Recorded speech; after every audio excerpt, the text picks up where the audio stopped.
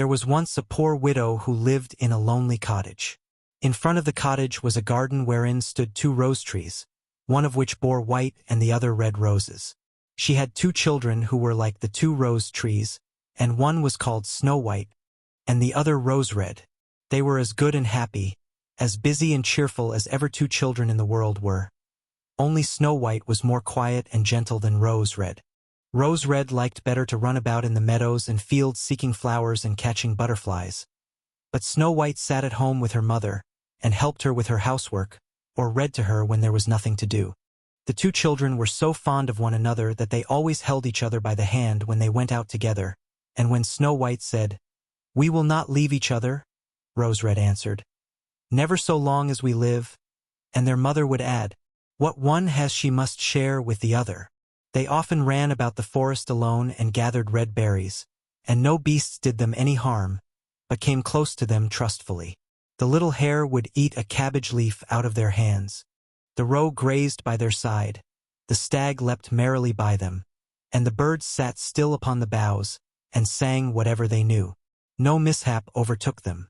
If they had stayed too late in the forest, and night came on, they laid themselves down near one another upon the moss, and slept until morning came, and their mother knew this and did not worry on their account.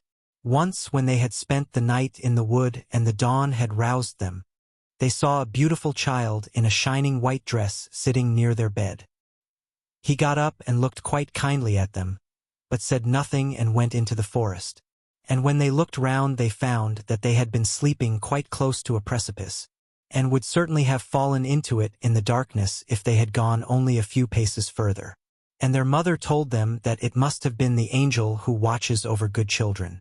Snow White and Rose Red kept their mother's little cottage so neat that it was a pleasure to look inside it.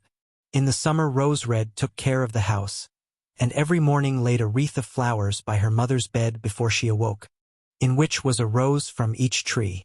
In the winter Snow White lit the fire and hung the kettle on the hob. The kettle was of brass and shone like gold, so brightly was it polished. In the evening, when the snowflakes fell, the mother said, "Go, Snow White, and bolt the door." And then they sat round the hearth, and the mother took her spectacles and read aloud out of a large book, and the 2 girls listened as they sat and spun. And close by them lay a lamb upon the floor, and behind them upon a perch sat a white dove with its head hidden beneath its wings. One evening, as they were thus sitting comfortably together, someone knocked at the door as if he wished to be let in. The mother said, "Quick, Rose Red, open the door, it must be a traveler who is seeking shelter." Rose Red went and pushed back the bolt, thinking that it was a poor man, but it was not. It was a bear that stretched his broad, black head within the door. Rose Red screamed and sprang back. The lamb bleated, the dove fluttered, and Snow White hid herself behind her mother's bed. But the bear began to speak and said, "Do not be afraid, I will do you no harm. I am half frozen, and only want to warm myself a little beside you." "Poor bear," said the mother.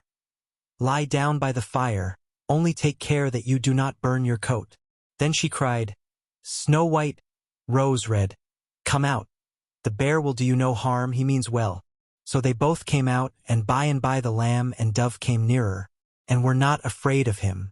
The bear said, "Here, children, knock the snow out of my coat a little." So they brought the broom and swept the bear's hide clean, and he stretched himself by the fire and growled contentedly and comfortably. It was not long before they grew quite at home, and played tricks with their clumsy guest.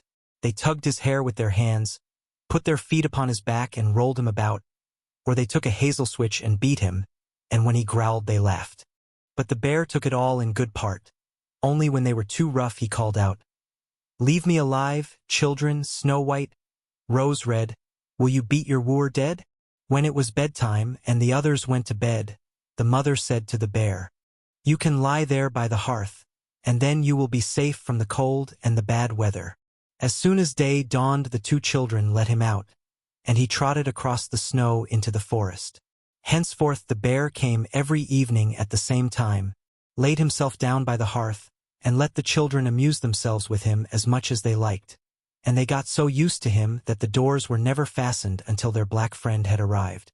When spring had come and all outside was green, the bear said one morning to Snow White, "Now I must go away, and cannot come back for the whole summer." "Where are you going then, dear bear?" asked Snow White. "I must go into the forest and guard my treasures from the wicked dwarfs. In the winter, when the earth is frozen hard, they are obliged to stay below and cannot work their way through. But now, when the sun has thawed and warmed the earth, they break through it, and come out to pry and steal, and what once gets into their hands, and in their caves, does not easily see daylight again." Snow White was quite sorry at his departure, and as she unbolted the door for him, and the bear was hurrying out, he caught against the bolt and a piece of his hairy coat was torn off, and it seemed to Snow White as if she had seen gold shining through it, but she was not sure about it.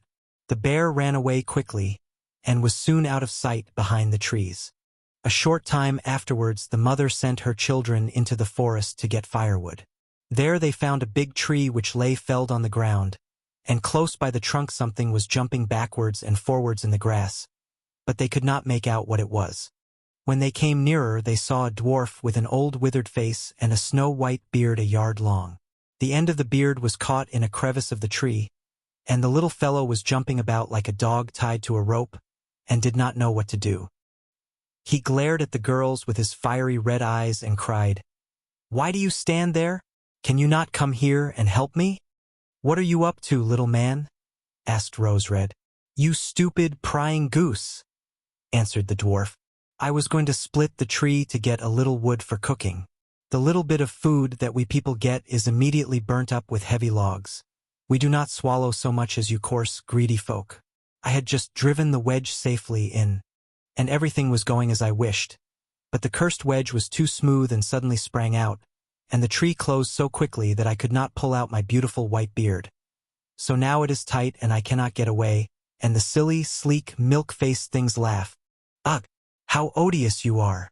The children tried very hard, but they could not pull the beard out, it was caught too fast. "I will run and fetch someone," said Rose Red. "You senseless goose," snarled the dwarf. "Why should you fetch someone? You are already too many for me. Can you not think of something better?" "Don't be impatient," said Snow White. "I will help you."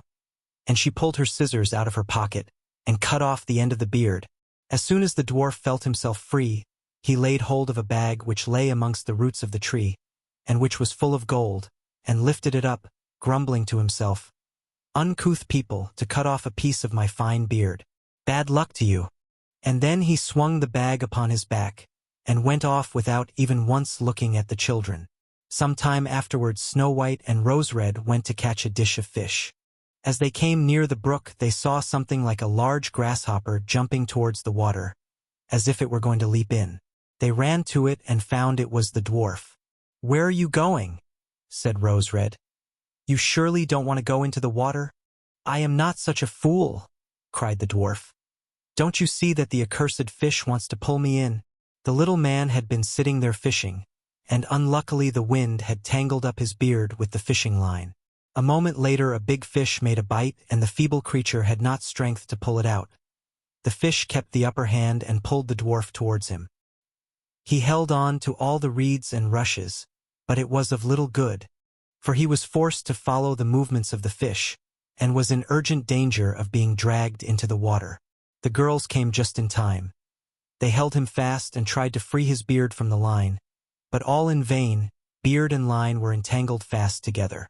There was nothing to do but to bring out the scissors and cut the beard, whereby a small part of it was lost. When the dwarf saw that he screamed out, "Is that civil, you toadstool, to disfigure a man's face? Was it not enough to clip off the end of my beard? Now you have cut off the best part of it. I cannot let myself be seen by my people. I wish you had been made to run the soles off your shoes." Then he took out a sack of pearls which lay in the rushes, and without another word he dragged it away and disappeared behind a stone. It happened that soon afterwards the mother sent the two children to the town to buy needles and thread, and laces and ribbons.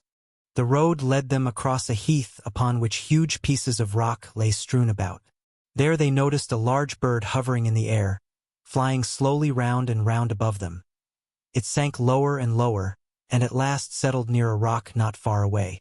Immediately they heard a loud, piteous cry. They ran up and saw with horror that the eagle had seized their old acquaintance the dwarf, and was going to carry him off. The children, full of pity, at once took tight hold of the little man, and pulled against the eagle so long that, at last, he let his booty go. As soon as the dwarf had recovered from his first fright, he cried with his shrill voice, "Could you not have done it more carefully? You dragged at my brown coat, so that it is all torn and full of holes. You clumsy creatures." Then he took up a sack full of precious stones, and slipped away again under the rock into his hole. The girls, who by this time were used to his ingratitude, went on their way and did their business in town.